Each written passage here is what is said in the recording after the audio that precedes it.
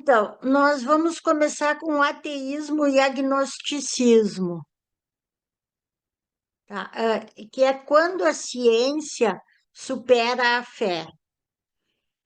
E nós vamos ver que as coisas nem sempre foram assim, né? Nós já vimos semana passada vários cientistas mais antigos, todos eles acreditavam em Deus, né? Depois que com o tempo foi tendo essa separação da igreja e da ciência, mas em 1884, quando Samuel Morse, na primeira mensagem dele, que foi que Deus seja louvado, ninguém fez nenhuma objeção a essa frase, né? Hoje eu acho que talvez não fosse essa também. Em 1969, na Apollo 11, o Buzz Aldrin, ele preparou uma cerimônia de comunhão na superfície da Lua, mas esse evento nunca foi relatado publicamente. Você vê como de 1844 a 1969 as coisas já tinham mudado bastante, né? E do ateísmo para os evolucionistas, como é que isso aconteceu? Então, hoje, os ateístas mais famosos que a gente tem na atualidade é o Richard Dawkins e o Daniel Dennett, né? E, e eles criaram termos assim, ó, a aceitação da evolução na biologia, eles disseram, exige que se aceite o ateísmo na teologia. E não é verdade. A gente vai ver que a gente pode aceitar a evolução e não precisa ser ateísta para isso, né? E eles tentaram introduzir o termo brilhantes para os ateus. Vocês veem, né, os jogos de palavras, né, que fazem. E como que nós chegamos até aqui, né? Por que que antes não era assim, né? Então, o Santo Agostinho, então, se a busca por Deus é um atributo amplamente partilhado por toda a humanidade, através das regiões geográficas e da história, nós já vimos, né? Semana passada eu comentei que os ateus dizem que essa crença em Deus é cultural, mas não é, né? Já se sabe que ela existe em todas as regiões, isso é uma coisa inerente do ser humano, independe de cultura, de situação geográfica. E o Santo Agostinho disse assim: não obstante louvar-te é o desejo do homem, uma pequena parcela da tua criação. Tu estimulas o homem a ter prazer em louvar-te, porque tu nos fizestes para ti mesmo, e nosso coração fica inquieto até repousar em ti. E se essa busca universal por Deus é tão obrigatória, o que fazer com esses corações inquietos que negam a existência dele? Que fundamento eles têm para fazer essas afirmações com tal confiança? Quais as origens históricas desse ponto de vista? O ateísmo desempenhou um papel pequeno até o século XVII, com o advento do iluminismo e crescimento do materialismo. E uma força poderosa que gerou o ateísmo no século XVIII foi a rebelião contra a autoridade opressiva do governo e da igreja, na Revolução Francesa. Então, a gente sabe, né, que muitas pessoas, eles se dizem ateus, mas por essa revolta com essa religião institucionalizada que está aí, né? E Freud, ele dizia que a crença em Deus não passava de pensamento mágico. E nos últimos 160 anos, nós temos a teoria de Darwin, que, por ironia, Darwin não era um ateu, no máximo um agnóstico, como nós já vimos, né? E esse biólogo, Edward Wilson, diz que a arma decisiva apreciada pelo naturalismo científico virá com sua capacidade de explicar a religião tradicional, sua competição entre líderes como um fenômeno totalmente material. não é provável que a teologia sobreviva como uma disciplina intelectual independente. E o Dawkins, de novo, ele disse assim: está na moda criar o apocalipse em cima da ameaça da humanidade proclamada pelo vírus da AIDS, pela doença da vaca louca e muitas outras. Mas acho que podemos dar bons motivos para que a fé seja um dos maiores males do mundo, comparável ao vírus da varíola, mas mais difícil de erradicar. Esse cara é muito radical, assim, tem algumas coisas dele que eu nem coloquei aqui de tão pesada que ele fala sobre quem tem alguma crença. Ele é um ateu daqueles bem chato mesmo. E até falta de respeito ele tem às vezes. A mais importante e inevitável falha da afirmação de Dawkins de que a ciência obriga ao ateísmo é que isso vai além das evidências, né? Se Deus se acha fora da natureza, a ciência não pode confirmar nem negar a existência dele. Sim, ele é tão convicto, né, de que nada, que Deus não existe, que nada existe, mas como é que ele pode provar também, né? Portanto, o próprio ateísmo deve ser considerado uma forma de fé cega, pois assume um sistema de crenças que não pode ser defendido com base na razão pura. E o agnosticismo, né? Então, nós estávamos vendo o ateísmo, nós vimos lá semana passada nos conceitos, né? É aqueles que realmente não acreditam em Deus, eles dizem que Deus não existe. A diferença, mas também é aquilo que nós vimos ali, né? Eles não têm como provar também que Deus não existe, né? E o agnóstico, ele crê e não crê. Ele diz que ele precisa de provas, tanto para crer como para não crer, né? E ele foi criado por Thomas Huxley em 1869. O que que ele disse para criar o agnosticismo? Ele disse: quando atingi a maturidade intelectual e comecei a me perguntar se era ateísta, teísta ou panteísta, um materialista ou um idealista, um cristão ou uma pessoa com opiniões próprias, descobri que quanto mais aprendia e meditava, menos conseguia uma resposta pronta. Até que, enfim, cheguei à conclusão de que não criei, nem ajudei a criar nenhuma dessas definições, a não ser a última. A única coisa em que a maioria dessas boas pessoas concordava era a única que me tornava diferente delas. Estavam bastante certas de que ligar-se a uma determinada gnose resolveria mais ou menos o problema da existência. Embora eu tivesse bastante certeza de que eu não havia resolvido e tinha uma convicção muito sólida de que esse problema era insolúvel, assim, tomei cuidado e inventei o que imaginava ser o título adequado, de agnóstico. Isso veio à minha mente como uma antítese sugestiva ao gnóstico da história da igreja, que aparentava saber muito justamente sobre coisas que eu desconhecia. O Darwin, em 1881, ao almoçar com dois ateístas, perguntou por que se chamavam ateístas e disse preferir o termo agnóstico de Huxley, viu? O Darwin, ele acreditava em Deus, depois ele teve a morte de uma filha dele, ele ficou traumatizado, daí passou a não acreditar, mas ele nunca foi ateu. Aqui mesmo ele se define agnóstico.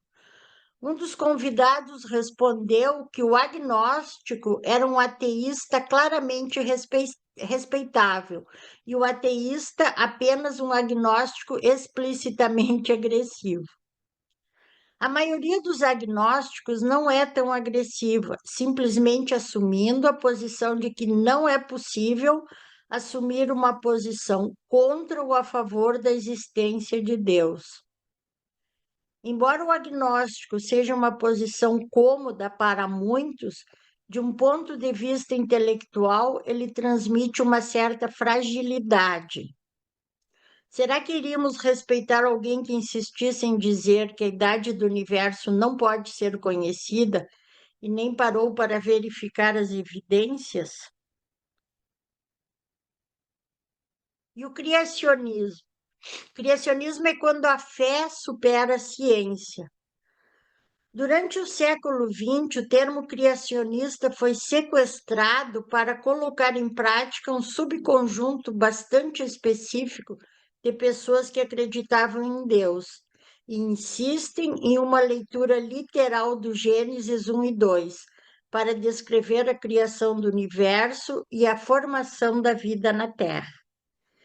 E a versão mais extrema é o criacionismo da Terra Jovem, que ele interpreta os 6 dias da criação como dias de 24 horas e conclui que a Terra deve ter menos de 10 mil anos de idade. É isso também que eu vejo assim, né? Isso que é um dos problemas que cria também toda essa divisão da ciência com a religião, né? Porque como é que as pessoas hoje podem defender que o mundo foi criado em 6 dias, que a Terra tem menos de 10 mil anos, né? Se as evidências todas estão aí, a ciência provando. Mas aí eu vejo também, se a gente for perguntar para essas pessoas como que vocês podem acreditar nisso, as respostas que eu recebo é: ah, para Deus tudo é possível, sabe? Mesmo com todas as evidências que não é assim, mas as pessoas respondem isso.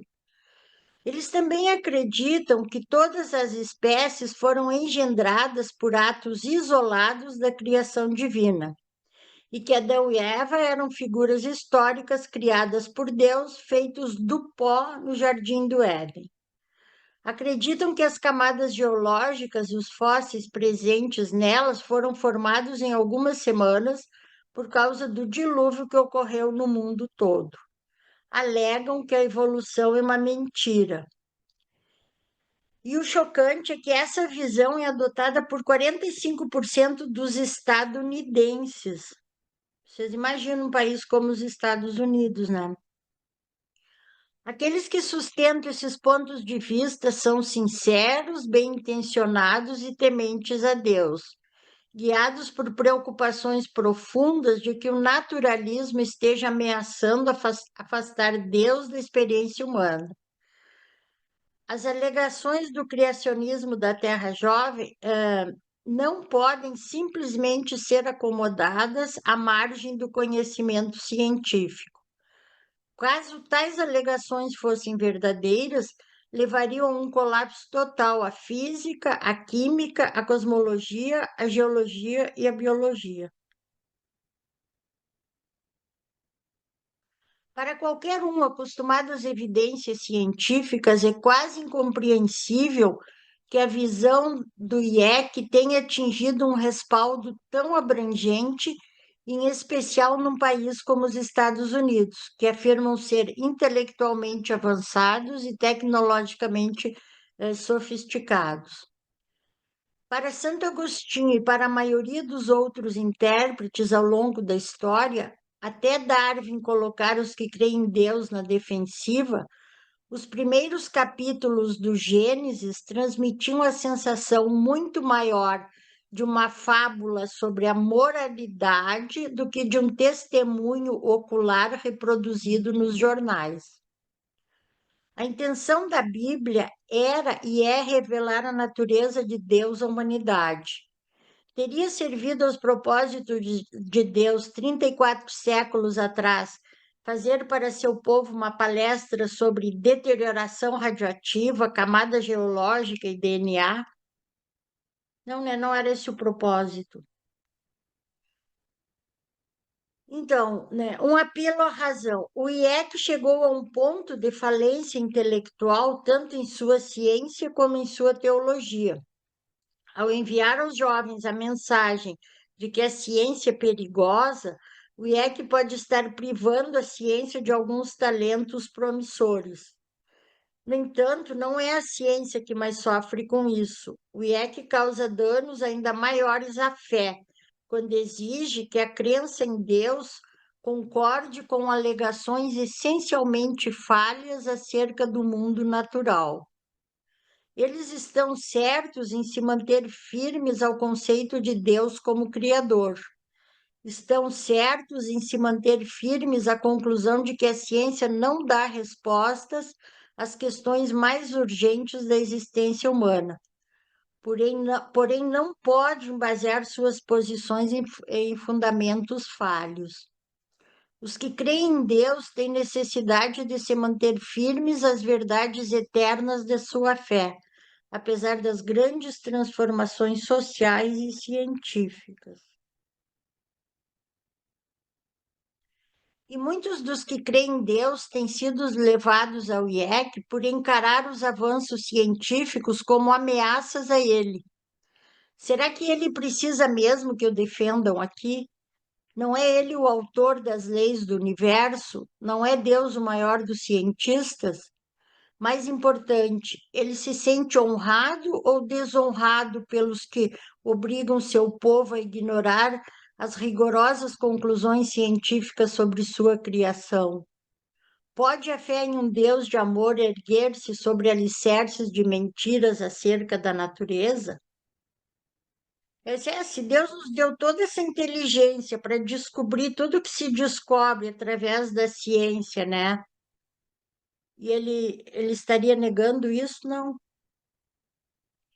E aí tem outra teoria, né, do design inteligente, que é quando a ciência precisa da ajuda divina.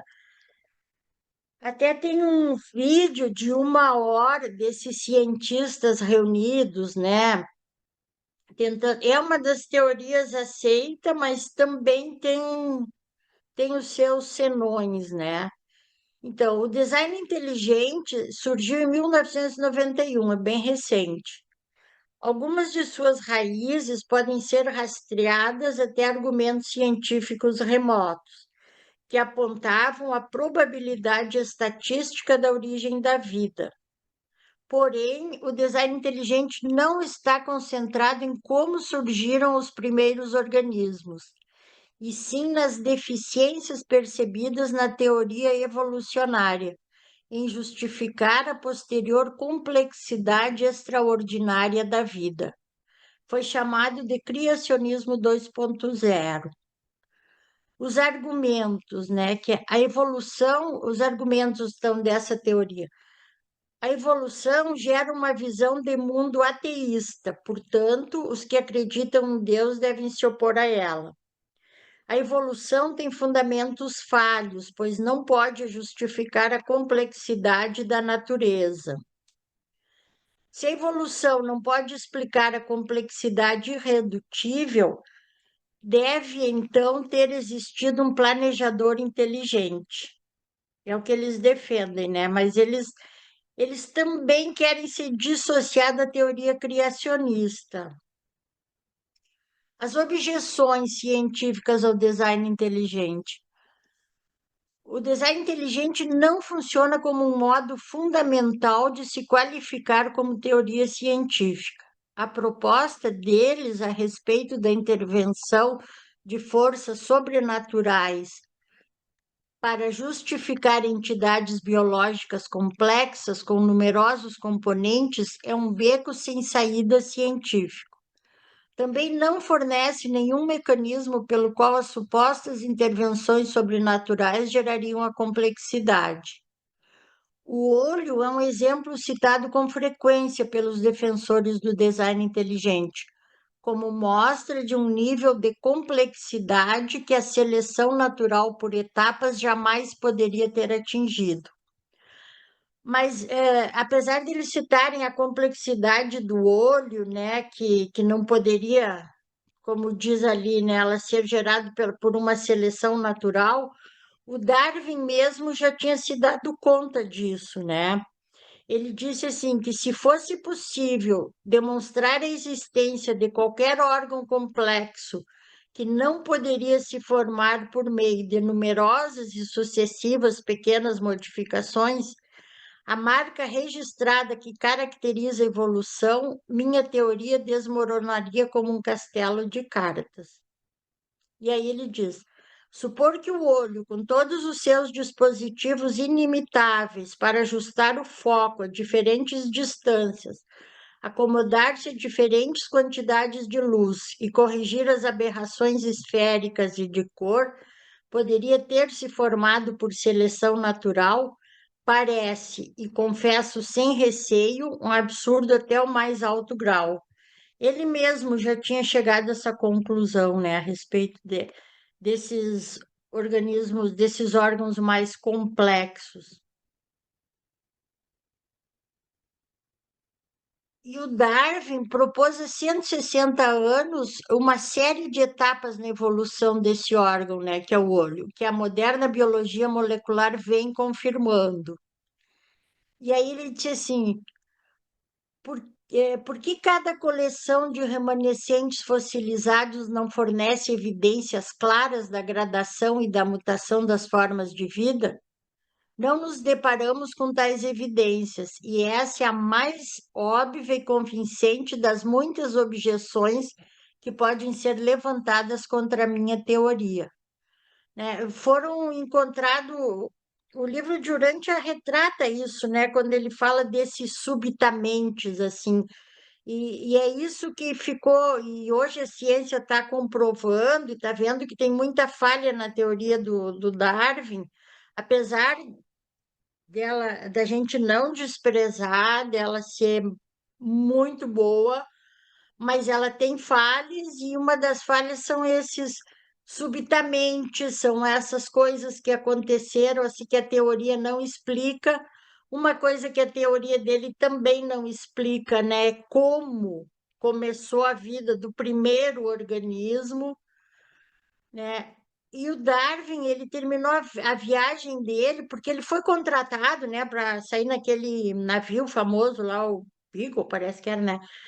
Para catalogar espécies, né? E foi o que ele fez ao longo desses anos todos.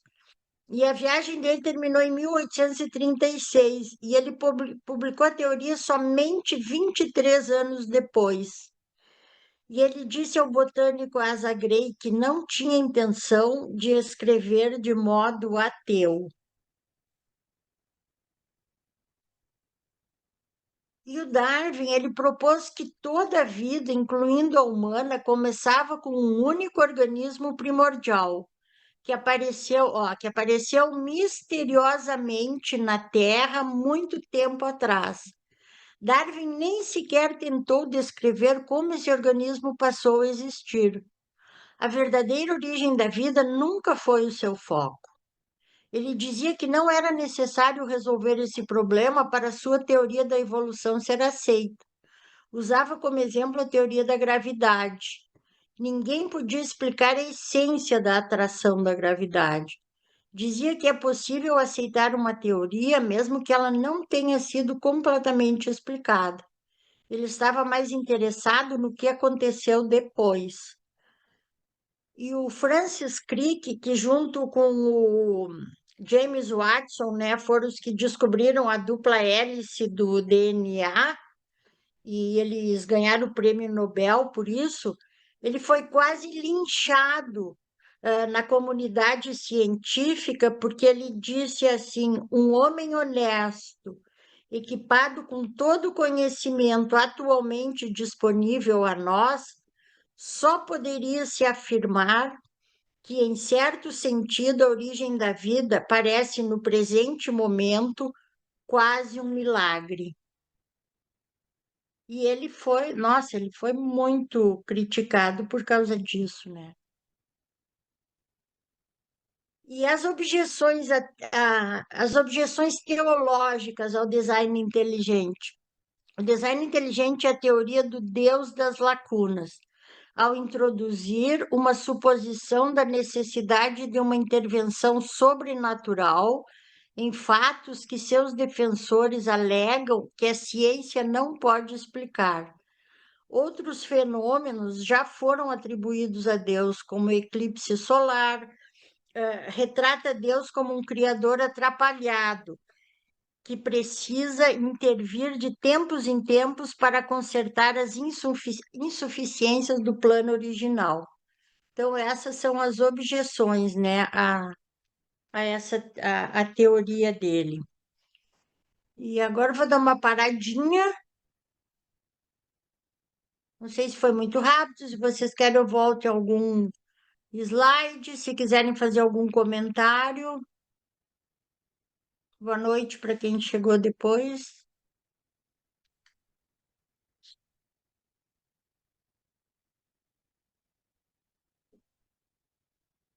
Tudo certo? Entenderam tudo? Não captaram nada?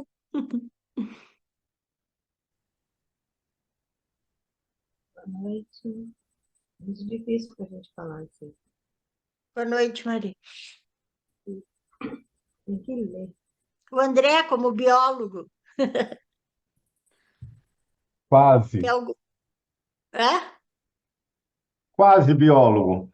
Não me É. formei, mas eu Ah, era tá. fascinado, conhecia muito microbiologia, genética, bioquímica, e para mim que veio de, trabalhava com informática, toda a quantidade de informação e a maneira que ela é reproduzida, transmitida, codificada e implementada era uma coisa muito clara, assim, olha, aí tem a mão de alguém, né? É óbvio que tem a mão de alguém.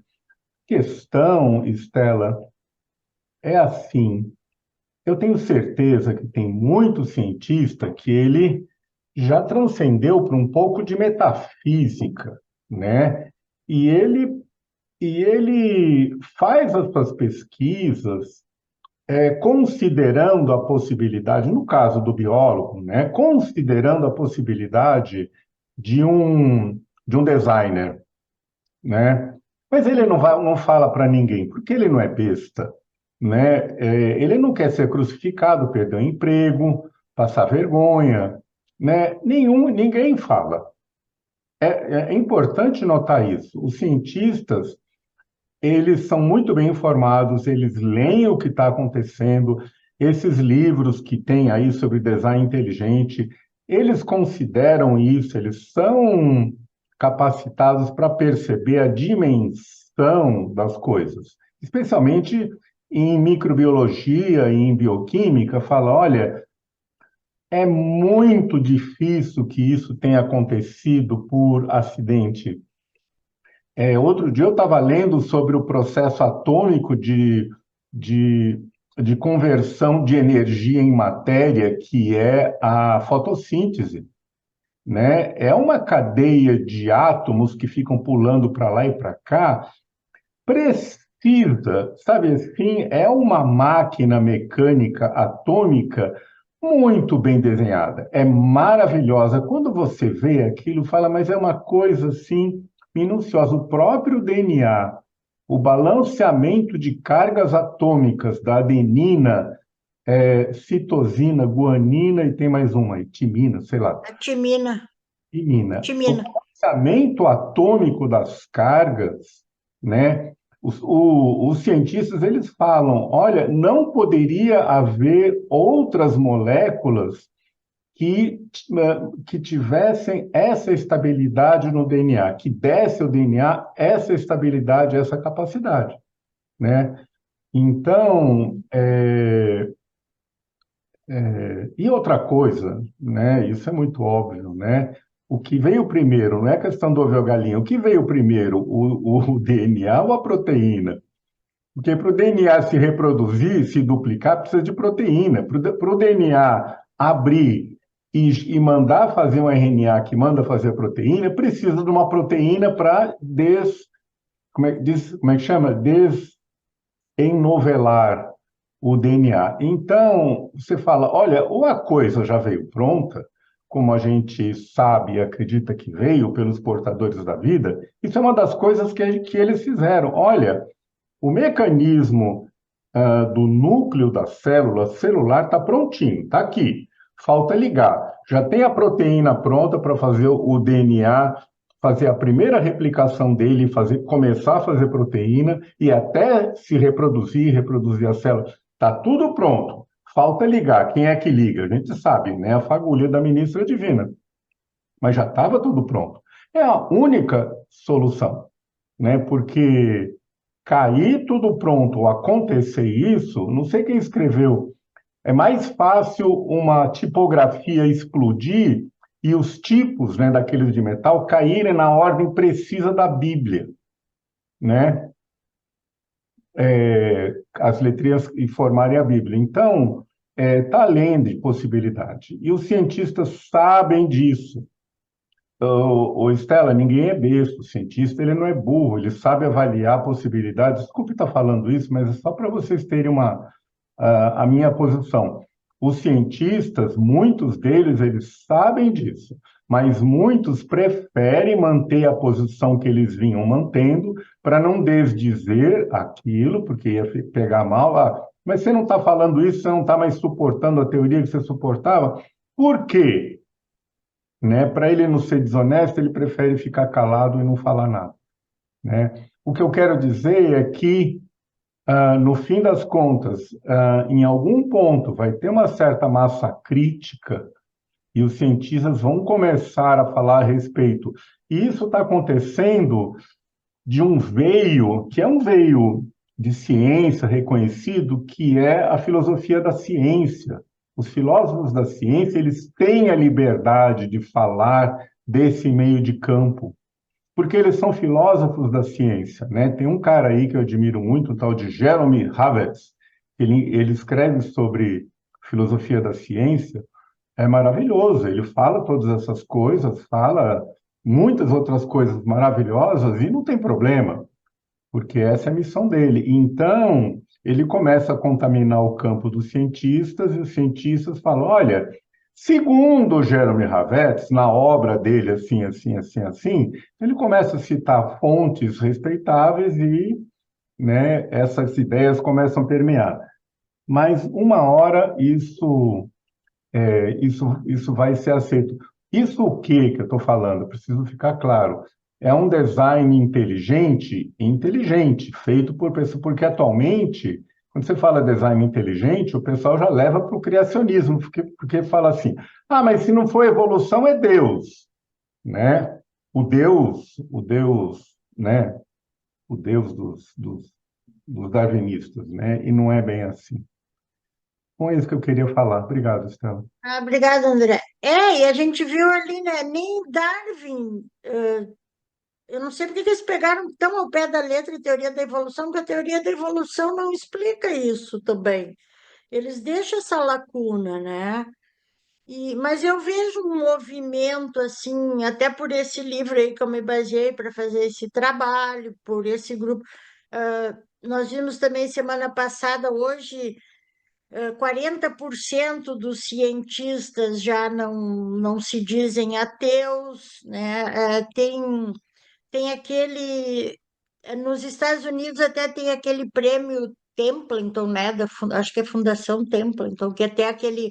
O Marcelo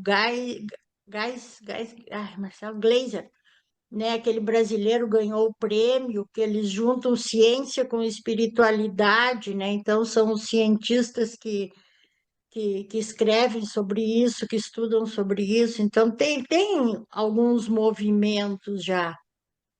E nós vamos ver aqui mais adiante agora também. Só mais uma É, coisa, Stella, que eu não falei, talvez seja tão importante quanto todo o resto. Quantos cientistas são leitores do livro Durante, né? Considere isso porque eles estão aí. Os cientistas estão lendo o livro porque tem muita informação de alta qualidade que está fazendo a cabeça deles, viu? eu até depois tenho um slide ali que eu ponho. Será que vocês leram? Porque parece que sim, né? Por algumas considerações assim que eles fazem, realmente. E deve ter mesmo muitos, né?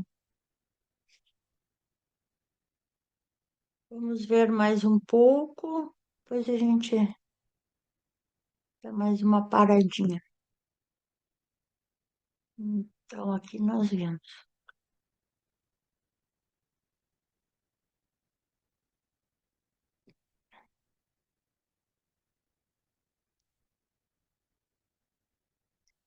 Então, quando nós temos a fé e a ciência em harmonia, né? É o que a gente estava falando, acho que uma hora a gente chega lá. O próprio Einstein disse: a teoria produz um bom resultado, mas dificilmente nos aproxima do segredo do Criador. E a evolução teísta, né, ou biólogos, eles chamam, que é o que o Francis Collins se baseia, né, todo o livro dele, e ele se diz um evolucionista teísta, né? E essa é a posição dominante entre alguns cientistas sérios que acreditam em Deus com a mesma seriedade. Um exemplo é o botânico Asa Gray, né, que eu já fiz algumas citações dele, e o Papa João Paulo II também. Ele não descartava a teoria da evolução. E quais são as premissas dessa teoria? Até eu botei ali, né? Conta para mim, vocês leram, porque tem muita coisa aqui que parece que eles leram o livro de Urântia, né? Então, as premissas dessa teoria evolucionista teísta é a seguinte: tem alguns dados aqui, por exemplo, a idade do universo, algumas coisas assim, mas o universo, o que que eles dizem? Que o universo surgiu do nada, há aproximadamente 14 bilhões de anos. Apesar das probabilidades incomensuráveis, as propriedades do universo parecem ter sido ajustadas para a criação da vida. Embora o mecanismo exato da origem da vida na Terra permaneça desconhecido, uma vez que a vida surgiu, o processo de evolução e seleção natural permitiu o desenvolvimento da diversidade biológica e da complexidade durante espaços de tempo muito vastos. Tudo isso a gente viu no livro de Urântia, né? Tão logo a evolução seguiu seu rumo, não foi necessário nenhuma intervenção sobrenatural. Os portadores da vida dão tchau, né? Quando chega no humano. Os humanos fazem parte desse processo, partilhando um ancestral comum com os grandes símios. Entretanto, os humanos são exclusivos em características que desafiam a explicação evolucionária e indicam nossa natureza espiritual. Isso inclui a existência da lei moral, o conhecimento do certo e do errado e a busca por Deus, que caracterizam todas as culturas humanas. Essas são as premissas dessa teoria. E o que que o livro de Urântia nos diz, né? Porque quando a gente lê aquelas 6 premissas ali, né, não tem como não se reportar o livro de Urântia, né? Ele diz que há 300 bilhões de anos os circuitos solares de Andronover achavam-se bem estabelecidos. Isso é o que eles falam lá na primeira premissa, né, sobre a origem do universo. E o sistema nebular estava passando por um período transitório de relativa estabilidade física. Nessa época, o corpo de assessores de Michael chegou a Salvington e o governo de Orvonto, em Uversa, deu reconhecimento à existência física do universo local de Nébado.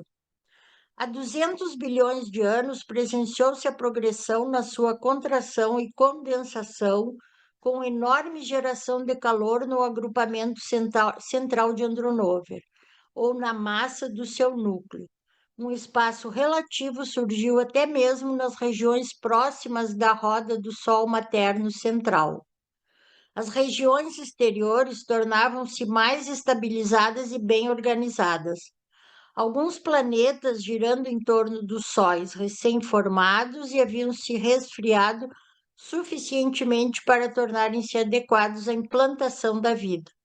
Os mais antigos planetas habitados de Nébadon datam dessa época. O plano físico de um universo logo ficará completo e o Filho Criador, em associação com o espírito criativo materno, projeta o seu plano de criação de vida.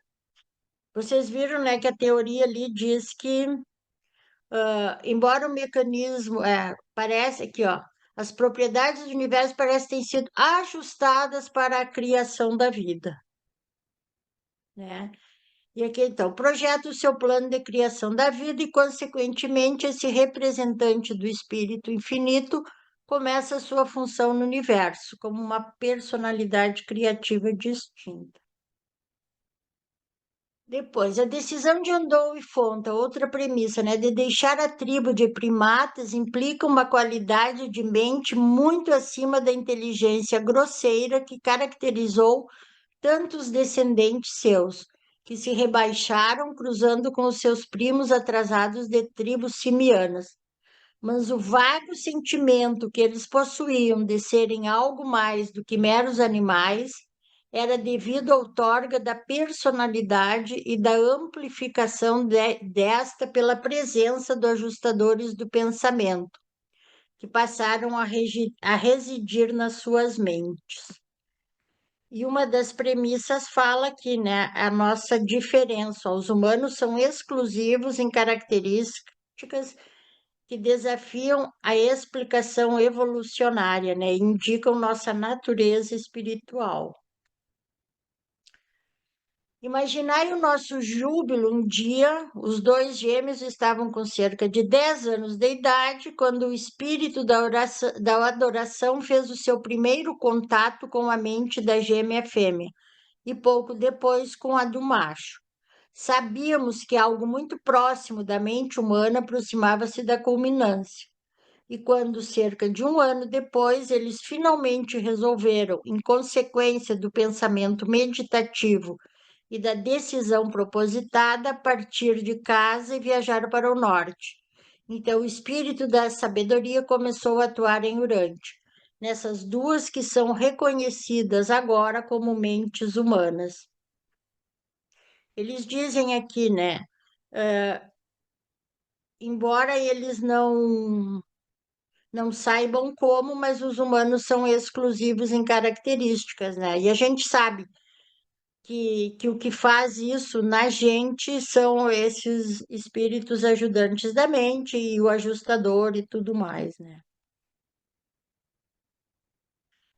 E ao mesmo tempo que esses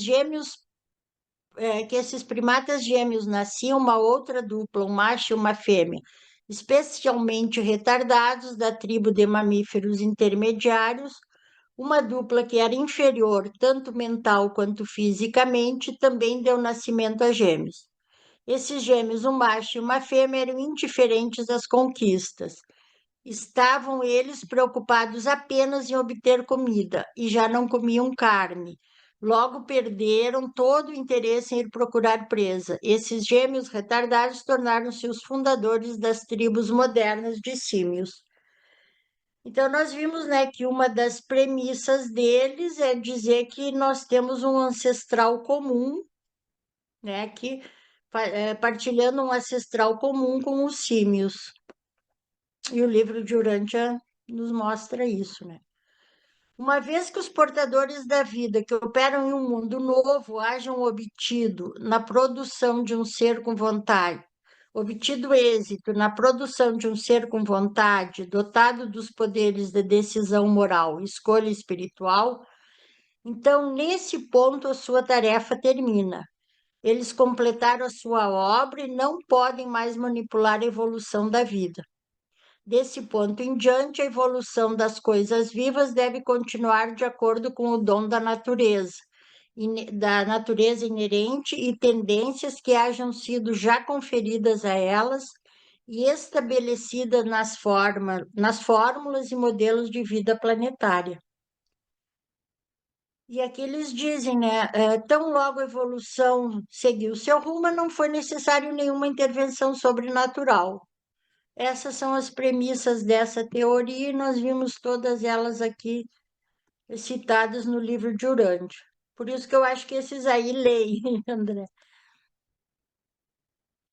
Então, se alguém aceita esses 6 princípios, percebe que surge uma síntese completamente aceitável, que satisfaz intelectualmente e tem consistência lógica.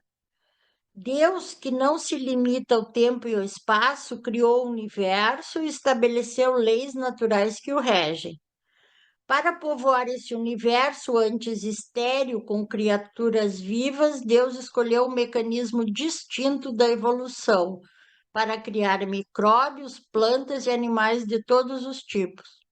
O mais extraordinário é que ele escolheu propositadamente o mesmo mecanismo para originar criaturas especiais, que teriam inteligência, conhecimento de certo e errado, livre-arbítrio e desejo de afinidade com ele. Deus também sabia que esses seres, ao fim, optariam por desobedecer à lei moral. Esse ponto de vista é totalmente compatível com tudo que a ciência nos ensinou sobre o mundo natural. É também totalmente compatível com as grandes religiões monoteístas do mundo. A perspectiva da evolução teísta não pode, é claro, provar que Deus existe, assim como nenhum argumento lógico pode fazê-lo completamente.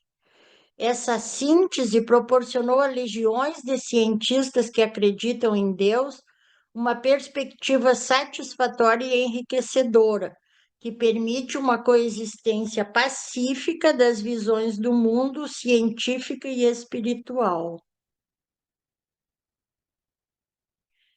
Mas ela tem críticas também, né? Como todas, nós vimos as críticas ao design inteligente, ao criacionismo e à evolução teísta também. Então, eles dizem assim, ó, se é uma síntese tão satisfatória, por que que ela não é mais amplamente adotada? Primeiro, porque ela não é largamente conhecida, porque ela tem poucos defensores públicos destacados. É o que a gente estava falando ali, né? Eu citei o Francis Crick e ele foi quase crucificado por ter falado aquela frase, que o André também comentou, né? Que qualquer cientista fica com medo de defender publicamente, né? E uma terceira, cientistas que acreditam nas qualidades da evolução teísta, em geral, hesitam em falar a respeito, por temor de uma reação negativa de seus colegas ou medo de críticas da comunidade teológica. Do lado religioso, poucos teólogos de destaque conhecem suficientemente as ciências biológicas. É que nós vemos muitos religiosos defendendo aquela primeira lá, né, que o mundo foi feito em 6 dias, que surgiu de repente, assim, aquela coisa. Então, fica complicado, mas é isso que eles estão tentando fazer, juntar as duas, né? E 4, ironicamente, a harmonia que essa teoria cria entre facções beligerantes. Como sociedade, não parecemos atraídos pela harmonia, mas pelo conflito.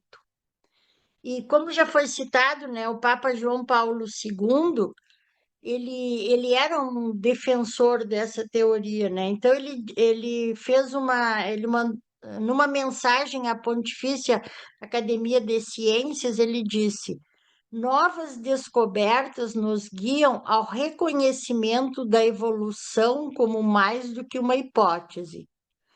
E citando o Pio XII, ele disse: se a origem do corpo humano vem da matéria viva que existiu anteriormente, a alma espiritual é criada diretamente por Deus.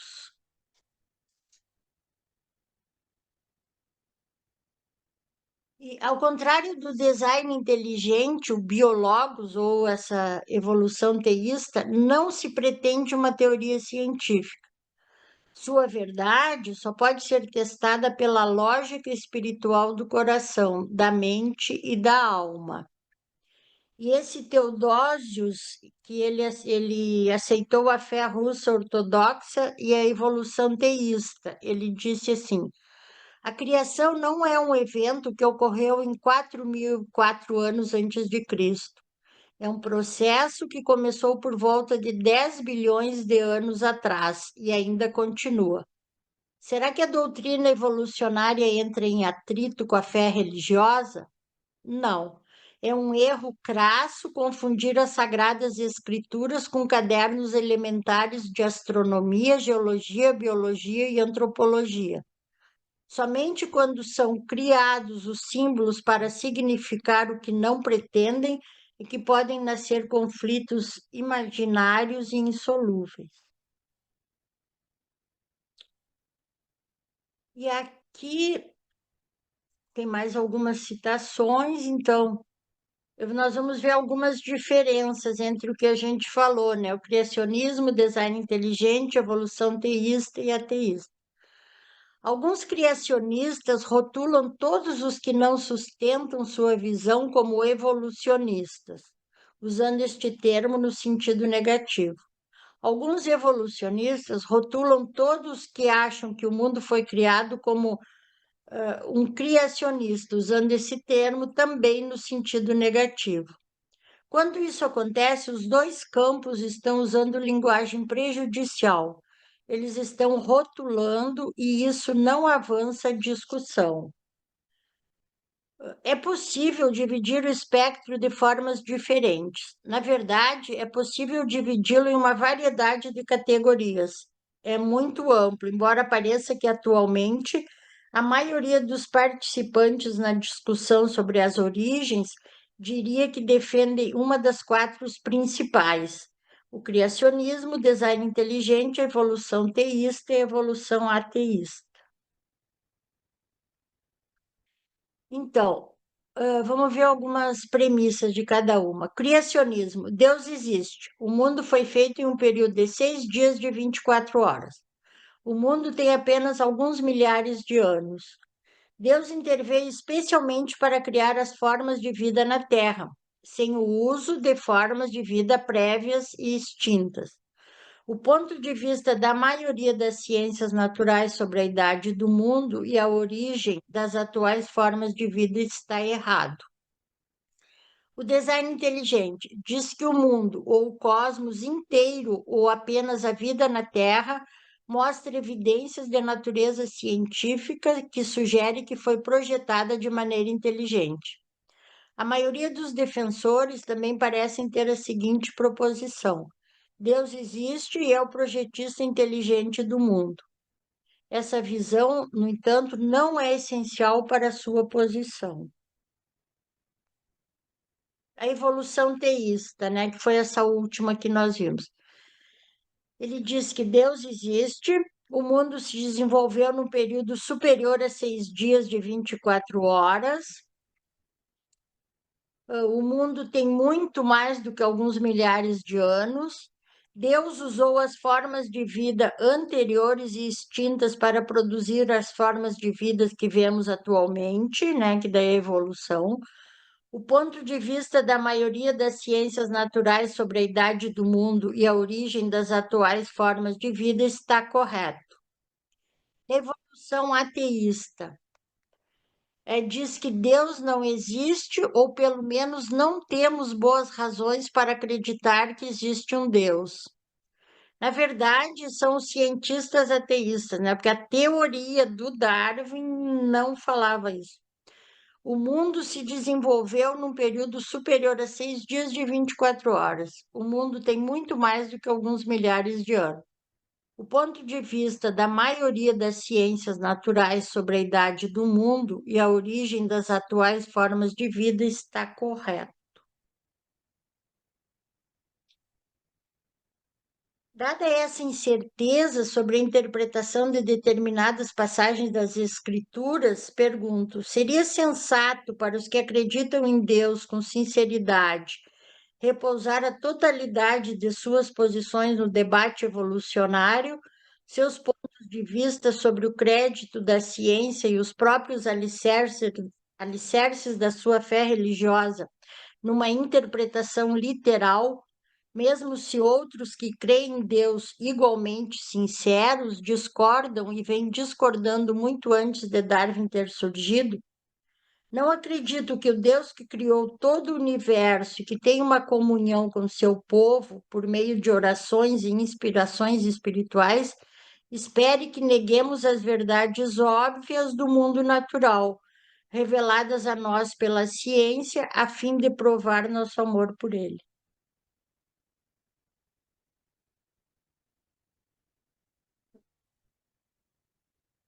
Bom, aqui eu vou dar uma paradinha também, né? Então, o Newton disse assim: a gravidade explica os movimentos dos planetas, mas não pode explicar quem colocou os planetas em movimento. Agora faltam poucos slides, eu vou dar uma paradinha para se alguém quer fazer algum comentário sobre essa última teoria que a gente viu, que é a base desse livro e o que muitos cientistas hoje, né, estão defendendo. Algum comentário?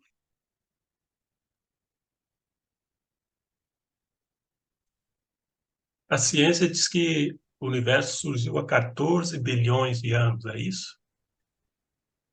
Essa é a teoria dessa evolução teísta. E, A ciência, ai, teria que ver bem agora. Eles dizem, a ciência diz que a Terra tem 4 bilhões, né? O universo eu não lembro exatamente, mas eu acho que é isso que é. O Marcos e o está dizendo livro que é de isso que a Urântia ciência. diz que o Nébadon iniciou a criação há 300 bilhões de anos, uma diferença muito grande. Mas não o nosso universo. Deixa eu voltar lá, mas não foi o nosso universo, né? Foi lá aquela a Andronover, lá, aquela primeira, né? Acho que é aqui. Ó, os circuitos solares de Andronover achavam-se bem estabelecidos. Nessa época, o corpo de assessores reconheceu a 200 existência bilhões. física do universo local. A existência física, mas É uma diferença muito grande é, da ciência para o livro de Urântia. Fosse o dobro. aqui ainda é muito grande. Aqui há 200 bilhões de anos, os planetas mais antigos de Nébadon datam dessa época, né? Tu vê que é. Essa aí é uma das falhas ainda, né? Eu acho que, não sei, talvez porque a ciência não tenha mecanismos ainda para medir. O dia que eles conseguirem, eles vão ver que é mais antigo ainda. Eu tenho a impressão, Na impressão verdade, minha mesmo, de que a ciência só vai se dobrar, ou aceitar, né? O dia que for possível ver algum ser, vier alguém aí que possa ser visto, possa fazer alguma coisa. Do contrário. Mas também eu, particularmente, é uma questão que eu não me preocupo com ela, não. Eu não é entro na só briga, mencionar que digamos ali no assim. livro está falando do universo, né? Os planetas mais antigos deste universo. Os Sim, cientistas só conseguem fazer pesquisa no nosso planeta, não fora daqui. O livro está falando de uma coisa e nós estamos falando de outra. Pois é, mas a ciência diz que tudo se originou há 14 bilhões de anos. não, o nosso planeta Terra, eles dizem que ela tem a idade de três vírgula Quatro e oito, meio. 4 bilhões, não é aos 14 que fala ali. Ali eles falam a idade Pois é, do.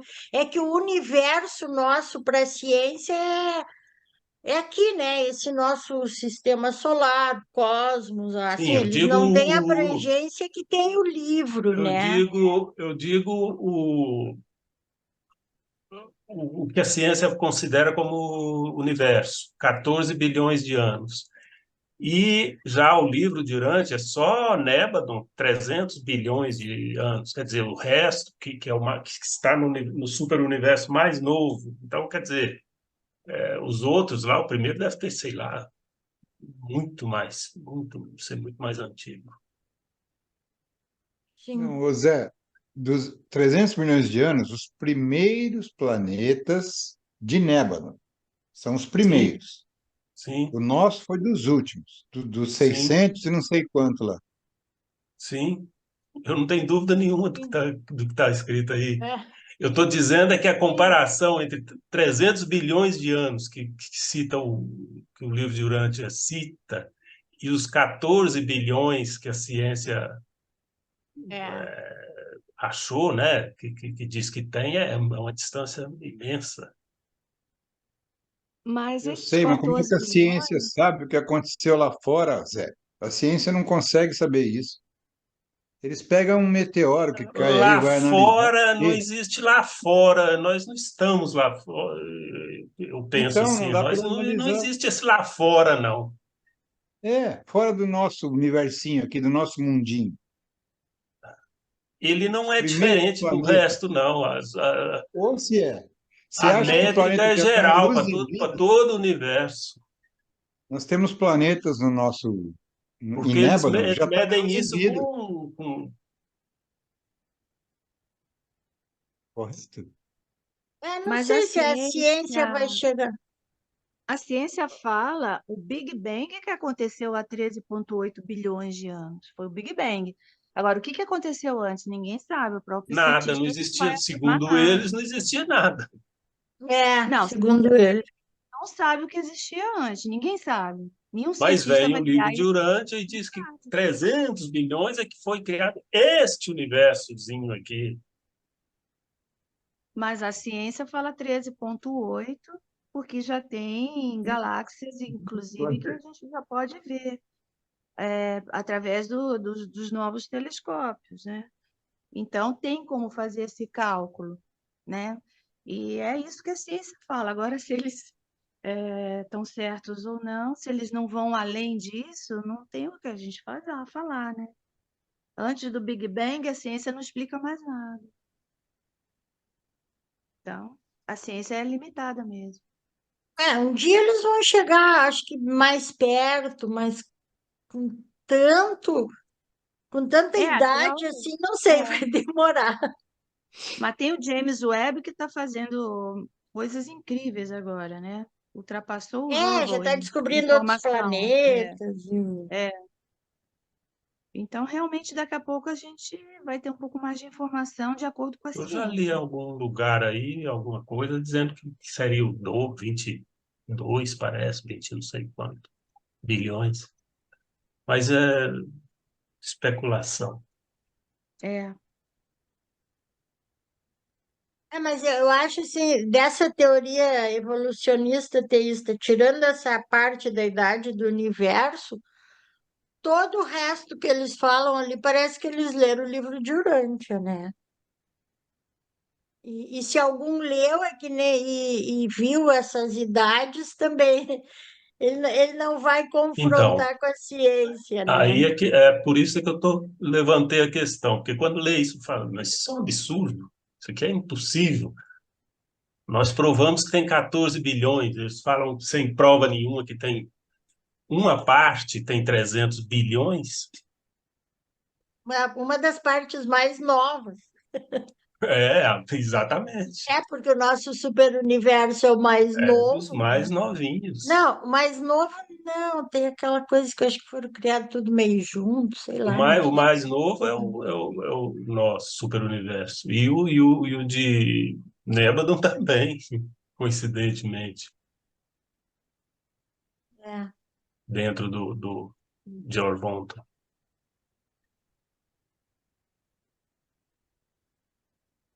mais Aí fica alguma. difícil. Aí fica difícil de. Bom, mas o Mas que é, né? em muita coisa eu acho que a ciência já está chegando lá. O que é, é. Não tem, se é isso, é isso. esperar. Espera uns tantos milhões de anos até que eles cheguem lá. Uma coisa eles sabem também, o Darwin nunca disse isso, que eles sabem que a gente não evoluiu do macaco, que a gente evoluiu no mesmo ancestral, mas que um foi para um lado e outro foi para o outro, né? Porque às vezes as pessoas perguntam, mas se nós evoluímos do macaco, por que que o macaco não continua evoluindo, né? Mas não.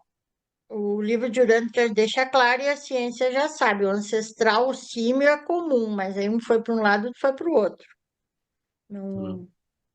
Não, não foi Mas eu isso acho que a eles já dúvida é a sabem. mesma, né? A dúvida é a mesma. Ele tem um ancestral, nós temos um ancestral em comum com os símios, e daí o símio não evoluiu e a gente evoluiu, né?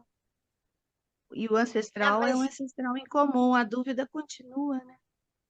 mas aí foi outro ramo, surgiram dois ramos, né? Um parou ali e o outro seguiu, que foi o humano, É que foi verdade. Andon e Fonta, né?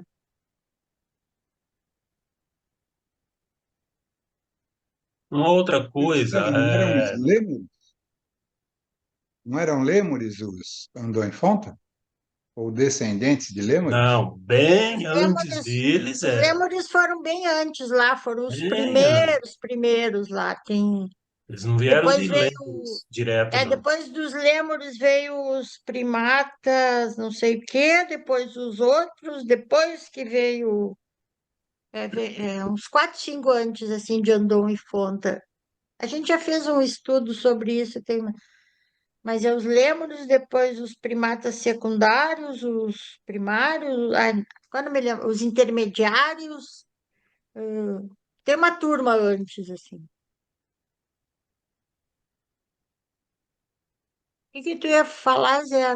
Daí a gente falou dos Sim, é lêmures. que os portadores da vida não interferem, dizem que não interferem depois de Andon e Fonta. Ali, pelo menos, mas pelo menos é como eu entendo, tem uns subtamentes aí mesmo depois, já do homem lá nas cavernas, extinguiu tal assim, e surgiu um bem mais evoluído.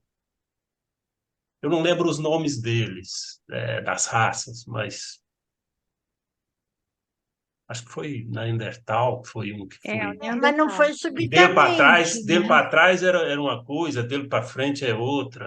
Eu não tenho bem certeza do que eu estou falando, mas que existe esse subitamente aí, existe. Tem vários hominídeos, né? 11 parece. Já aconteceram 11 hominídeos. Só ficamos nós, o Homo sapiens sapiens, né? Os outros todos sumiram, desapareceram. Mas o Homo sapiens teve contato com o homem de Neandertal. Nós temos genes do homem de Neandertal, que surgiu mais ali na parte da Europa. Agora, por que que só ficou um hominídeo? Os outros todos desapareceram. Qual é a força do Homo sapiens que os outros não tinham e sumiram? São perguntas que a própria ciência está buscando a resposta, né? Então, temos que aguardar, né? Todos esses esclarecimentos. É complicado, mas existiram muitos hominídeos. Hoje seria interessante, né? A gente está convivendo, é como fosse gato angorá, gato persa, então seria Homo sapiens, homem de Neandertal, seria mais ou menos isso. Nossa, a briga já, sendo uma só, a briga já é como é. Já Imagina se, pensou? Mas se é que tivesse aí 11, também, tivesse dois, não vou então, dizer 11, não, dois. também a gente foi se miscigenando, né? Até hoje, o que a gente tem hoje, que biologicamente nós somos uma raça só, né? E se a gente for ver até para chegar em luz e vida, tinha que acontecer isso mesmo, né? E é que a gente foi Mas se miscigenando, miscigenando, miscigenando. a Biologicamente, ciência hoje, nós somos um fala, só povo. a ciência fala que miscigenação só entre o Homo sapiens e Neandertal. Outros hominídeos não. Eles desapareceram antes que nós surgíssemos.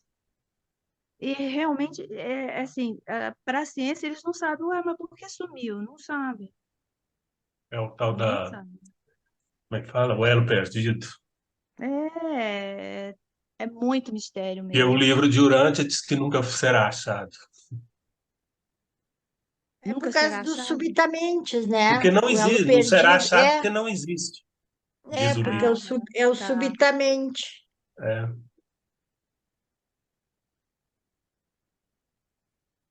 O livro fala que o aparecimento súbito de novas espécies e variações, como, por exemplo, o aparecimento dos seres multicelulares. Antes era unicelular, como uma ameba.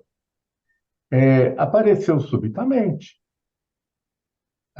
E ele fala, o mais importante que isso, não tem nada de supernatural. Não tem influência dos portadores de vida nisso. Isso já está pré-programado na biologia.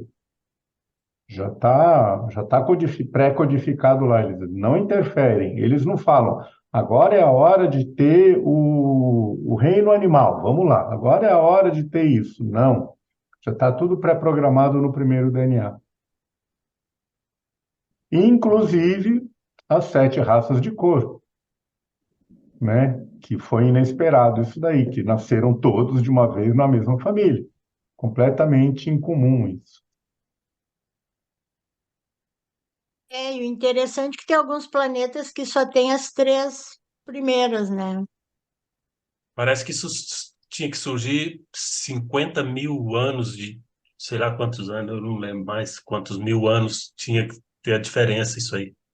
Eu acho que tem umas coisas no livro que é meio, dá para duvidar, dá para ficar Não, é de que aqui no nosso planeta, eles sempre falam que num planeta normal é surgir assim, tudo numa família, coisa que era para surgir, não sei quantos mil anos de diferença.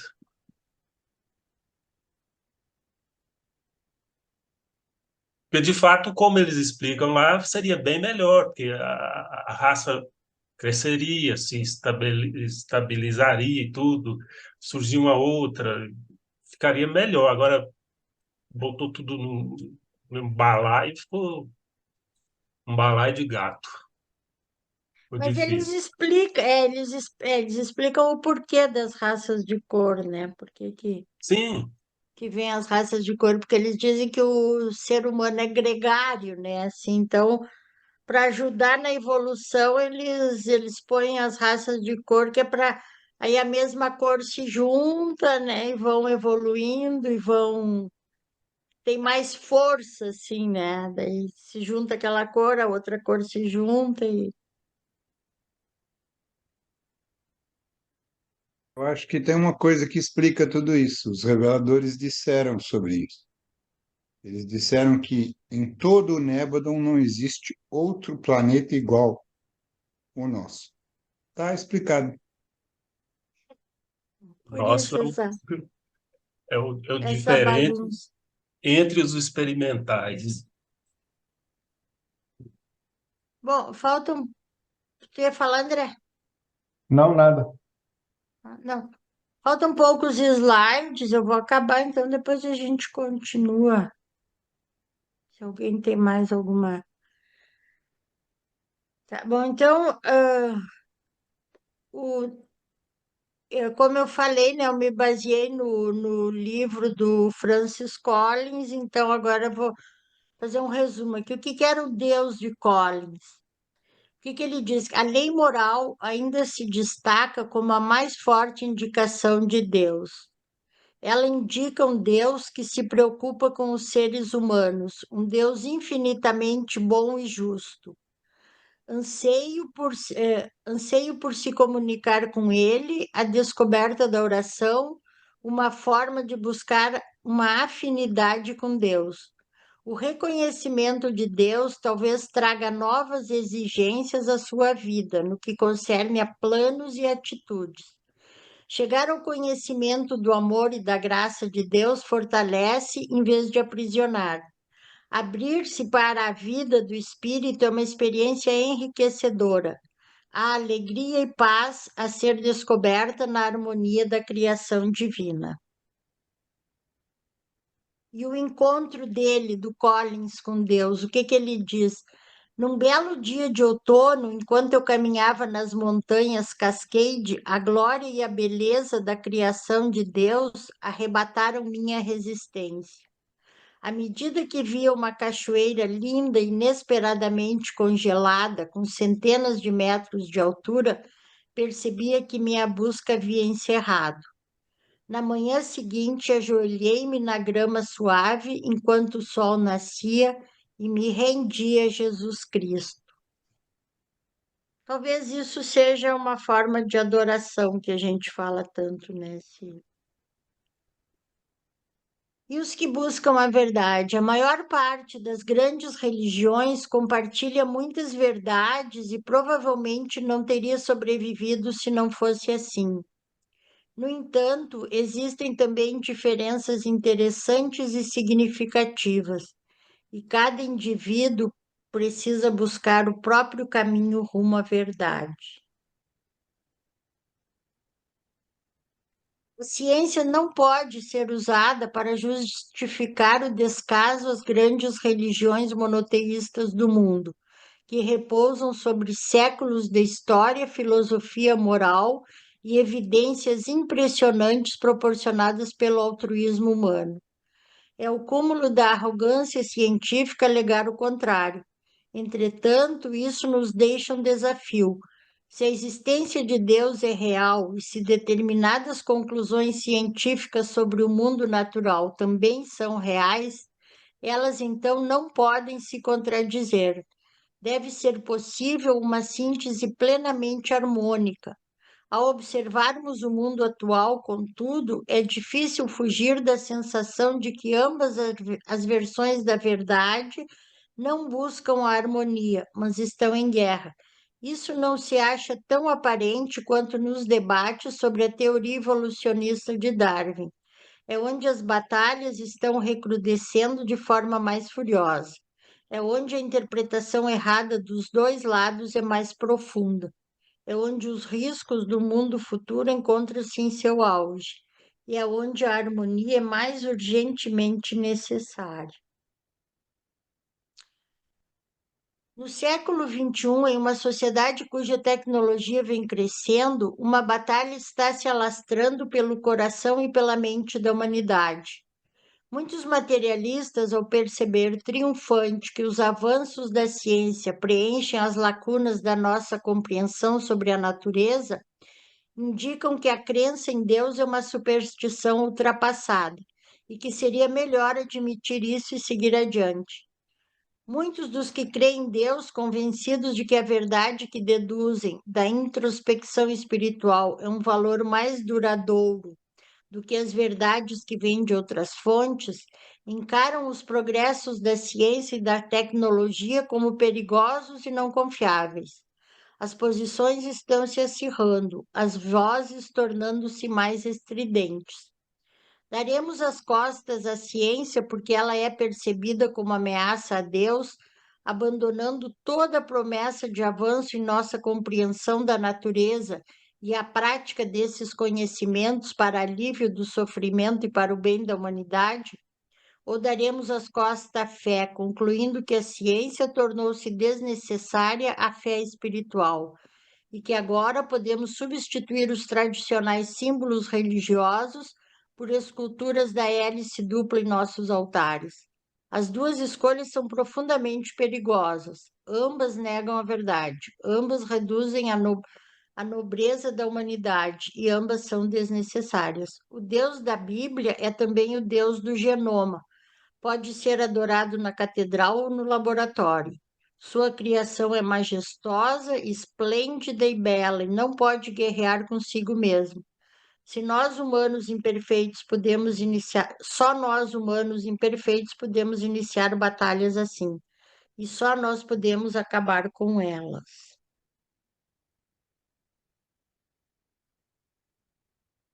E o Benjamin Warfield, ele era um teólogo, ele disse: como cristãos, não podemos então adotar uma atitude contrária às verdades da razão ou às da filosofia, ou às verdades da ciência ou às da história ou da crítica. Como filhos da luz, devemos tomar cuidado para nos manter abertos a cada raio de luz. Que cultivemos, então, uma atitude de coragem diante das investigações do dia. Ninguém deve mostrar mais cuidado com isso do que nós. Ninguém deve ser mais rápido para perceber claramente a verdade em cada campo, ser mais acolhedor para recebê-la, ser mais fiel para segui-la, para onde quer que ela conduza. E aqui eu encerro com essa frase que eu gosto: não uso todo o cérebro que eu tenho, mas todos que posso pedir emprestado. E nesse trabalho eu pedi muitos emprestados. Obrigada.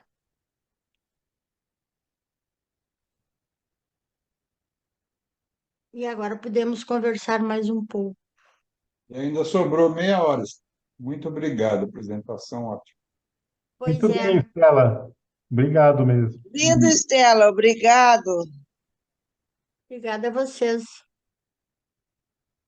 Agora, eu estava vendo o Darwin, curiosamente, ele praticamente não usa a palavra evolução no livro dele, né, A Origem das Espécies. Ele evita usar essa palavra.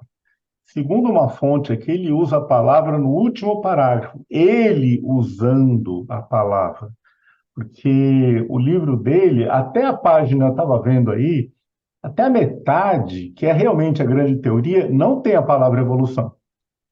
Depois ele começa a fazer uns debates, olha, coisas que podem falar da minha teoria, fala de evolução geológica, umas outras coisas, e no fim ele faz um apanhado. Mas ele não usa. Por que que ele não usa? Ele não gostava da palavra evolução, porque ela tinha sido usado numa teoria maluca do homúnculo. Vocês já ouviram falar? Em que falavam que o, como é que chama? No momento da concepção, tinha um homúnculo, né? Não se sabia, né? Todo o mecanismo, né, molecular da concepção humana. Então falavam que na união, não sei se vinha do homem, da mulher, não interessa, mas que tinha um homúnculo. O homúnculo é um homenzinho inteirinho, só que pequenininho, né? Claro que isso foi descartado e nesse trabalho ele usava a palavra evolução. Então, Darwin não queria usar a palavra evolução para não conectar com essa teoria que foi, claro, né, totalmente abandonada, né? Mas depois a palavra se popularizou no século XX e tal. Eu não sei por que que se agarraram tanto à teoria dele, assim, como uma coisa contra a existência de Deus e tudo. E em nenhum momento, assim, ele nega, ele não diz também como começou o primeiro ser, o ser vivo na Terra. A teoria dele não explica.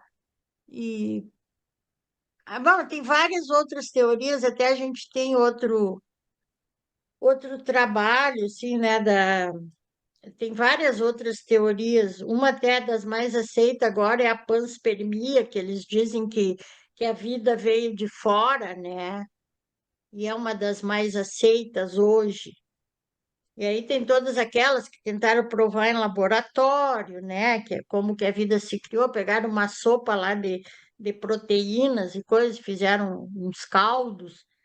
Tem um monte de teoria, mas a mais aceita é a que a vida veio de fora. Eles dizem que veio por um. Não explicam direito, né? Não dizem que foram os portadores da vida, mas eles dizem que ela veio de fora, ou por um meteorito, alguma coisa, mas que veio de fora. Essa teoria já é a mais aceita. Então, A questão é que a origem da vida é uma coisa vital, né? Quem fez o homem, quem nos deu a vida, toda essa história. As outras ciências, a astronomia, a geologia, eles têm muito ainda a pesquisar para tentar achar algum caminho. E eles acham, olha, a gente ainda não descobriu, né? A gente ainda precisa de mais informações para descobrir. ir mais a fundo nisso tudo, isso que você falou de panspermia, né? Quem sabe um dia vão fotografar um planeta habitado, mas isso é uma outra história. Mas na questão da biologia, especificamente a microbiologia, que é o DNA, né? Já se sabe tudo. Assim, vou falar para você assim, 99,999 já se conhece. Alguns mecanismos de hereditariedade, que é como é que chama? Esqueci. E algumas coisas são transmitidas pela experiência das pessoas, é epigenética. A epigenética. A epigenética. A epigenética, tá, mas mecanismo molecular está conhecido, e tem os novelos no meio do DNA, que são as histonas. A histona não tem material genético, mas a histona pode transmitir informações através de um processo chamado metilação, né? Eu estou sendo exato nisso. E o que não se conhece ainda um pouco desse mecanismo, mas indo na origem da vida já se sabe tudo.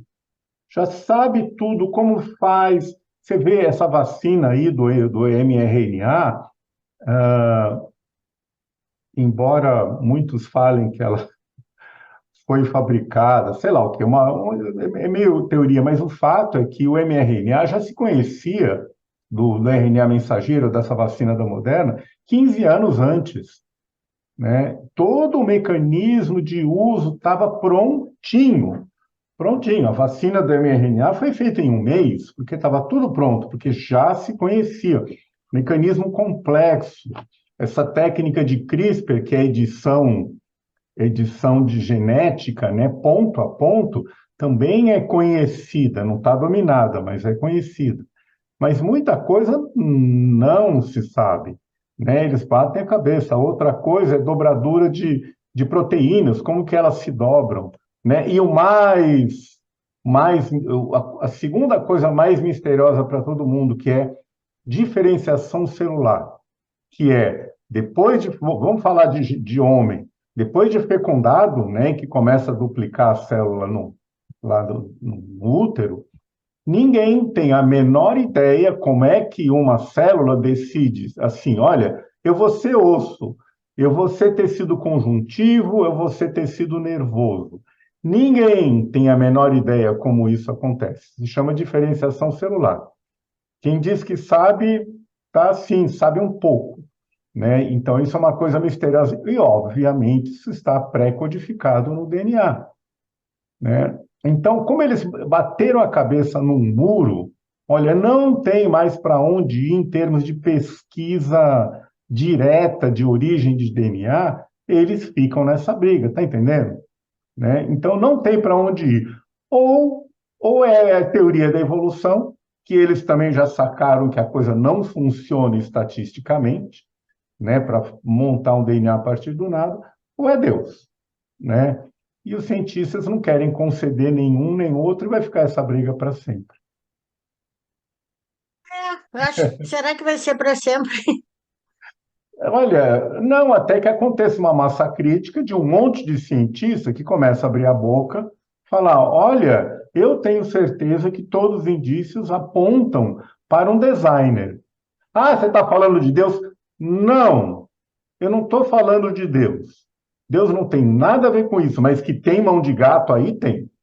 É óbvio. Então vamos conceder, vamos abrir uma porta, que se você se permitir botar um pé do outro lado da porta, você vai ver coisa que você não estava vendo antes.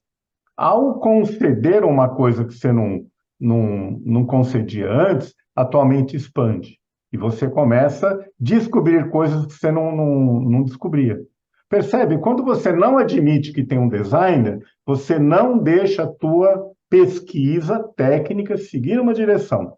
Você não investiga essa possibilidade, porque você fala, eu não vou nem investigar porque como é que eu vou explicar que eu estou pesquisando isso? Baseado em quê? Eu vou dizer, não, baseado na minha suposição de que tem um designer. Não, você está louco, não vai pesquisar isso de jeito nenhum.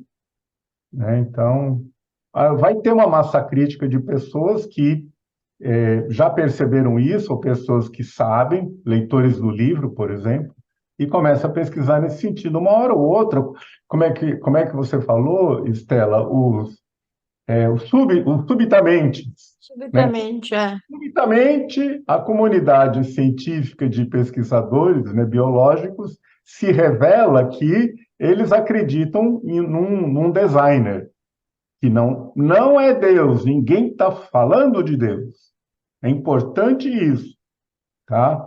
Os darwinistas, você está falando de Deus porque você é um designer, da onde veio? Só pode ser Deus. Você percebe isso? Essa gradação que o livro fala, né, de seres, né, entre eles os portadores da vida, é completamente desconhecida, né? Completamente desconhecido. Só através de uma revelação é que se sabe de todos esses seres aí. Não tem outra maneira. Não tem. Mas, Vai ter que ter uma evolução do lado assim dos cientistas e também dessa, como nós vimos ali no início, né, dessa teoria criacionista, que vão ter que se desapegar dessa ideia de que o mundo foi feito em 6 dias, que a Terra tem, quanto que eles dizem lá, 10 mil anos, é a teoria, né? Então, também tem que haver, eu acho que dos dois lados, né? Essa para chegar numa harmonia, porque enquanto os criacionistas continuarem dizendo isso, vão ser desacreditado totalmente, né? Não tem como tu defender uma ideia que o mundo foi feito em 6 dias. Não existe, então teria para que quem, mudar essa concepção também, né? para quem defende, isso é fé. E aí, Mas é que eu disse, tu pergunta para as pessoas, eles dizem, para Deus tudo é possível. Poxa, mas isso aí a ciência já provou ali, né? Que a Terra não tem só 10 mil anos, que é impossível tu fazer um mundo em 6 dias, né? Para Deus Então, nada é impossível. não, é Ô que... André, Oi.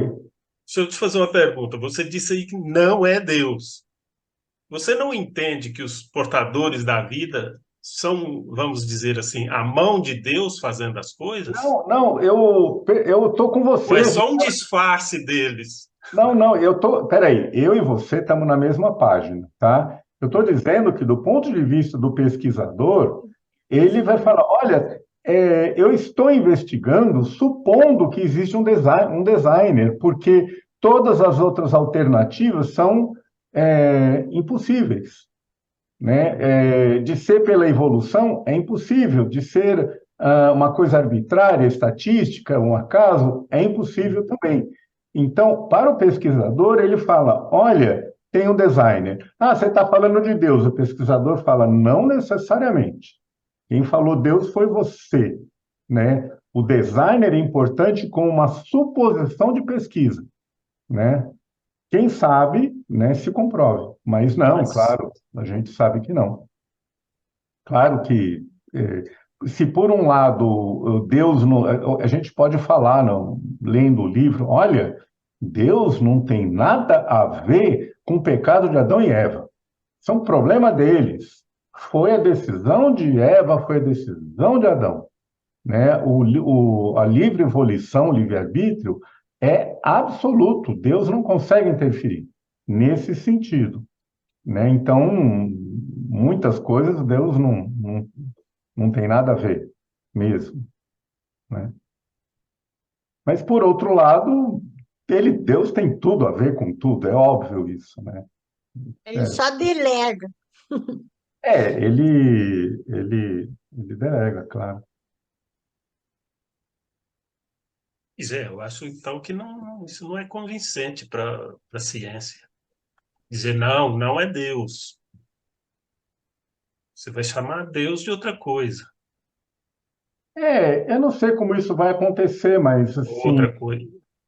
vai acontecer através de filósofos da ciência ou cientistas que migraram para uma área da filosofia, porque ele fala: olha, a única maneira de eu começar a colocar minhas ideias é eu escrever sob o, digamos, sob o crachá ou uma cátedra de filósofo. Olha, eu sou biólogo, eu vou cursar filosofia, então eu vou escrever sobre biologia, dizendo que eu sou filósofo, eu posso falar o que eu quero, né? E essas coisas podem ir contaminando as pessoas, como de fato tá. Se você lê um livro do Einstein que chama Como Vejo o Mundo, é maravilhoso, né?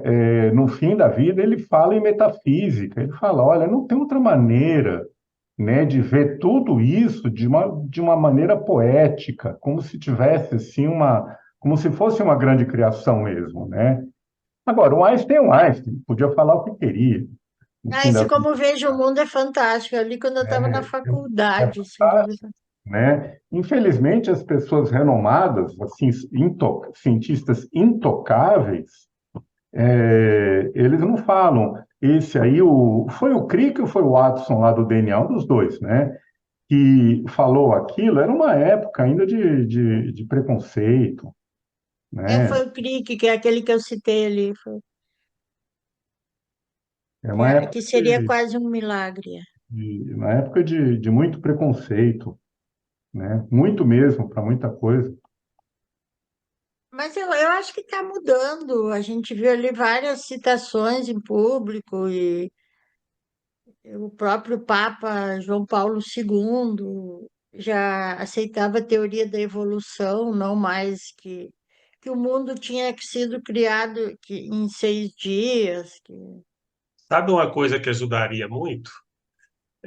O History Channel passa essas coisas de astronauta passado, essas coisas, né? Se eles lessem o livro, deve ler, é porque o programa deles é aquilo, né? Não dá para fugir daquilo. Senão seria uma outra, aí não seria o astronauta do passado, aí eles teriam que falar sobre o livro de Urântia. Mas explicaria muita coisa dúvidas que eles têm ali. E ajudaria, divulgaria muito também o livro. Mas não, eu entendo que não é o interesse, absolutamente não é o interesse deles. Pode ser uma coisa positiva e pode ser negativa também. Pode muita gente cair de pau em cima, né, do livro e aí muita gente perder até o interesse. Eu acho que tem dois. Eu li o livro porque eu ouvi alguém falando, não leia o livro. Sim. Eu falei, eu Mas vou ver por quê. Foi a Nunca Carol tinha visto, Capel? nunca tinha visto falar em livro de Urântia. Um belo dia, assistindo um videozinho lá, a mulher falou, eu ganhei um livro, não sei, mas é muito complicado e não diz nada. Portanto, não perco tempo lendo esse livro. tem muitos críticos, né? E tu fazer uma exposição do livro assim no History Channel, tu já viu, né? Pode correr esse risco de. Não, isso aí é coisa. Não sei o que, não sei o que, Pois é, você sei fica lá. falando de cidades assim, falando, 7.000 anos atrás, 14 mil anos atrás. Pô, tem coisa do livro aí de 500 mil anos, vai falar disso, procurar isso.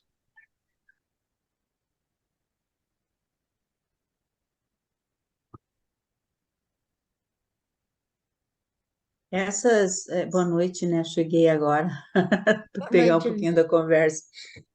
Não, esses programas, mesmo dentro da ufologia, eles gostam do mistério. Eles Para têm, eles, eles têm, eles têm que quando, manter isso mesmo. isso, quando eles saírem do mistério, né? É, Então, para eles, o que que eles vão pesquisar? Mas existe tanta coisa para pesquisar no livro de Urântia. Ontem mesmo nós estávamos falando sobre as cidades, né? Nazaré, onde ficava, realmente, de acordo com o livro de Urântia. E depois muita coisa vai ter que desacreditar também da Bíblia, ou então dizer que a Bíblia não está muito certa. Vixe, daí. Mas o livro de Urântia responde muita coisa, daí vai esse mistério. Só que o livro de Urântia não responde se os extraterrestres nos visitam, e essa é a grande pergunta dos alienígenas do passado, né? Se os extraterrestres nos visitam ou não. Então ainda vai ficar essa pergunta. Eles só mandam a gente se interessar pelos vizinhos, né? Né, Lili? Essa é a grande questão.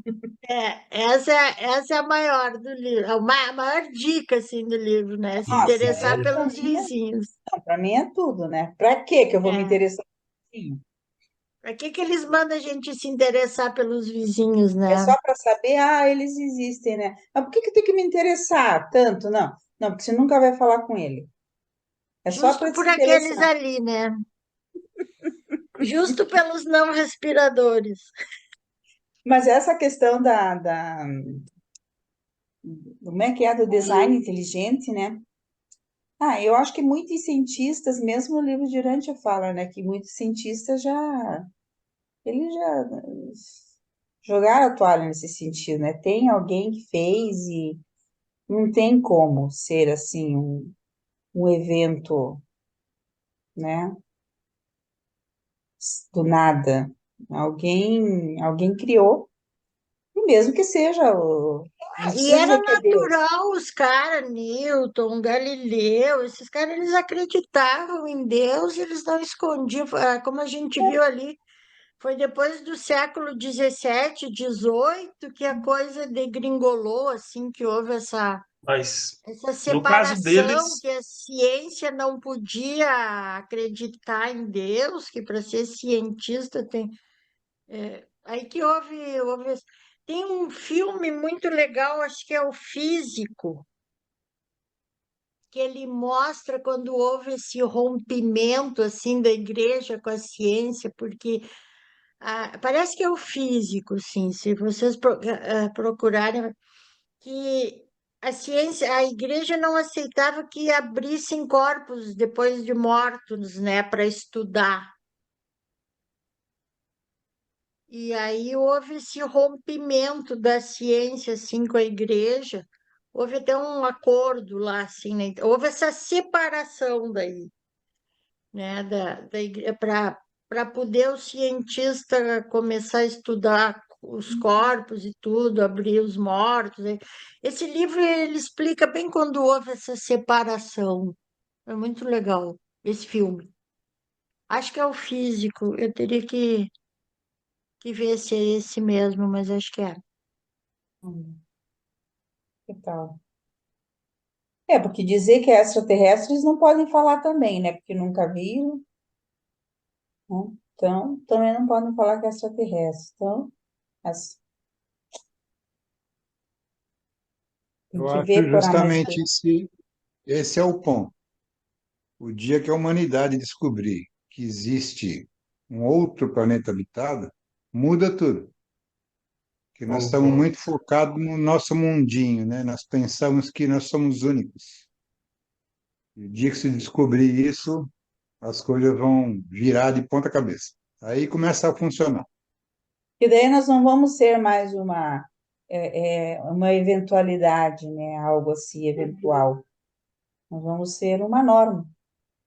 Tem gente que critica, eu e a Lília, as ufólogas do grupo, que tem gente que critica que a gente fala de extraterrestres, de ufologia nos grupos de Urântia. Eu digo, poxa, mas foi depois do livro de Urântia que eu tive a certeza que existe tantos planetas habitados e tudo, né? Que tem, está cheio de Não, extraterrestres daí por a aí. gente teve a Foi certeza mesmo.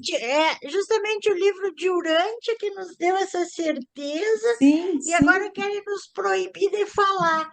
É uma coisa assim, né? Tem os ortodoxos em tudo que é lado também, né? é Tem verdade. os ortodoxos do livro de Urântia também. É, Fala, Liane. a possibilidade de ter vida no planeta, uma coisa que não arrepia ninguém. Os cientistas vêm falando, a probabilidade é altíssima, a gente só não conseguiu ver um ainda, mas eles sabem e deve ser longe. O livro de Urântia fala que está em proximidade. O que é proximidade para o livro? Eu não sei, um ano-luz. Um ano-luz é longe pra caramba, né? A gente não sabe o que é proximidade para o livro, né? Quando o livro fala ontem, ele está falando Adão e Eva, né? A gente não sabe, mas a questão, o Sidney, muda tudo. Suponha que seja uma das luas de Saturno, né, que o pessoal postula. Suponha que seja lá um não respirador. E suponha que se consiga estabelecer uma comunicação. Olha, a gente tem uma língua, sei lá, próxima. Ou ele já vem estudando a gente há tanto tempo que eles falam inglês. Ou pelo menos escrevem em inglês, porque se não respira e não bebe água e não come, não tem boca, né? Então, suponha, eles põem lá umas coisas em inglês. E aí, não é isso. A questão, Sidney, que realmente aí vai destampar a cabeça de todo mundo, é o seguinte: eles falam, olha, não só a gente está ali, naquela lua lá, como Adão e Eva estão lá com a gente. Vocês estão percebendo? Aí, a gente mesmo que lê o livro, Adão e Eva, 40 mil anos atrás, de repente, aparece um ser e fala, não, Adão e Eva estão lá. Estão vivos agora, ali do lado de Saturno. Pensa nisso, pessoal. Pensa nisso. Fala, meu Deus, tem Adão e Eva aqui do lado. Agora. Pensa, pessoal. Isso é de destampar a cabeça de qualquer leitor do livro. Fala, meu Deus. O fato de ser alienígena é o de menos, perto dessa revelação que eles eventualmente trariam. Que seria a primeira pergunta que eu faria. Adão e Eva estão lá com vocês? Né? Eles falam, estão. Aí pronto. Pronto. Acabou. Não. Aí tu diz, eu quero ser abduzido, só para encontrar Adão Eu e quero Eva. ir lá, eu quero conhecer, eu quero Me ver. Eu quero Nunca ver tinha pensado nisso, gente. Olha, se eu Na ver um verdade, extraterrestre, eu vou fazer. A primeira pergunta que eu vou fazer é essa, então. Não, você mostra os 3 círculos concêntricos, que é a insígnia de Micael. Aí, ele mostra para você, ele fala, eu sei do que você está falando. Pronto. Pronto. Muda tudo. Isso sim muda tudo. Não é o fato do alienígena, se ele é amarelo, grande, pequeno, anteninhas. Não importa. Ele fala, sim. Ele fala assim, eu sei o que você está falando. Ele fala, meu Deus. Né? Se eles têm máquina para vir até aqui, eles são evoluídos tecnicamente. Suficiente. E supõe-se que eles têm uma evolução ética, assim, Sim, sim. razoável. Né? E aí você fala, se não deu azar de que a esfera deles entrou na rebelião, porque se entrou é um azar danado, né? O vizinho da gente, né? Aí isso muda tudo para nós que conhecemos o livro. Pensa bem nisso, dorme com essa história. Meu Deus É do céu. verdade, nunca pensei nisso. Legal. Mas isso Adão e não Eva, vai ser possível, viu, André? Deus tem um Adão e Eva vivo agora, ali do lado de Sim. Saturno. Se eles estivessem lá ou aqui, seriam os governantes do planeta até hoje. Essa é a Sim. grande, é o grande baque para nós que conhecemos isso. Eu quero ir lá ver o Adão e Eva. Não é uma historinha do livro, quer dizer, não é historinha, né? Não é um conto de fada, a gente tem como fato, mas é completamente diferente eles estarem vivos aqui no nosso vizinho, né? E a gente está Sim. trabalhando na base da fé, de que o livro diz ser que é o que ele diz ser.